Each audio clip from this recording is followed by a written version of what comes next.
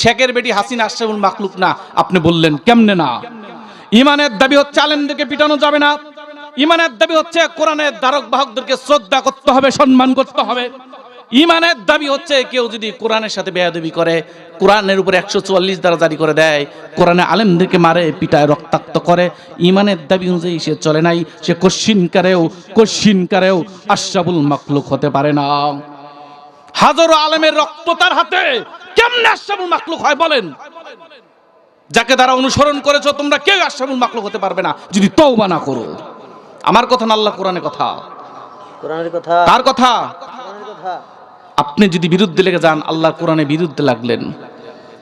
কারণ আল্লাহর কোরআনের লাউড স্পিকার হিসেবে আমি আপনাদেরকে জানিয়ে দিচ্ছি, ইমানের দাবি অনুযায়ী চলতে পারেন আপনি আশরাফুল মাখলুক, যদি ইমানের দাবি অনুযায়ী চলতে না পারেন খোদার কসম আপনি আশরাফুল মাখলুক নন। আর আশরাফুল মাখলুক ব্যতীত আল্লাহ পাক কাউকে জান্নাত দিবেন না।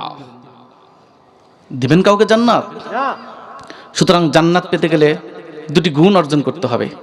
1 নম্বর ঈমান আনতে হবে, 2 নম্বর ঈমানের দাবি অনুযায়ী চলতে হবে।